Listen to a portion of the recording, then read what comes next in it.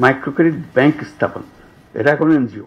Microcredit bank মানুষকে উদ্যোক্তা হতে লোন দেবে জানিয়ে প্রধান উপদেষ্টা ডক্টর মোহাম্মদ ইউনূস বলেছেন, মানুষ মাত্রই উদ্যোক্তা, সবাই উদ্যোক্তা হবে, এতে বেকারত্ব কমবে, কেউ আর চাকরি খুঁজবে না।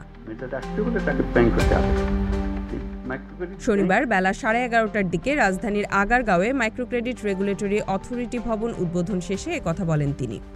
প্রধান উপদেষ্টা বলেন, মাইক্রোক্রেডিট নামে আলাদা ব্যাংক করতে হবে, এজন্য নতুন ব্যাংক আইন তৈরি প্রয়োজন। মাইক্রোক্রেডিট ব্যাংক হবে সামাজিক ব্যবসার ব্যাংক, এটা বাণিজ্যিক ব্যাংক হবে না। মালিক এখান থেকে মুনাফা অর্জন করতে পারবে না। এখন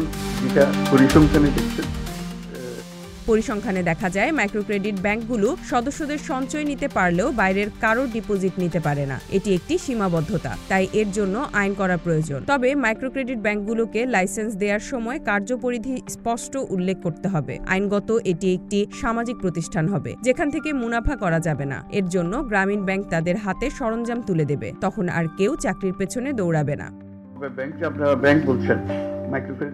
তিনি আরো বলেন, গ্রামীণ ব্যাংকই প্রকৃত ব্যাংক, অন্যগুলো লোক দেখানো ব্যাংক। গ্রামীণ ব্যাংক গড়ে উঠেছে বিশ্বাসের ভিত্তিতে, তাই এখানে জামানতের প্রয়োজন পড়ে না, যেটা অন্য কোনো ব্যাংকে নেই। বর্তমানে যারা নিজেদের প্রকৃত ব্যাংক বলছে তারা কেউ নেই, সেসব ব্যাংক শেষ হয়ে গেছে। কিন্তু গ্রামীণ ব্যাংক হারিয়ে যায়নি, কারণ এখানে মানুষের পরিচয় আর বিশ্বাসের উপর ভিত্তি করে ব্যাংকিং হয়। এ সময় গ্রামীণ ব্যাংকের কার্যক্রমে আগামী দিনের ব্যাংকিং হবে বলে মন্তব্য করেন তিনি।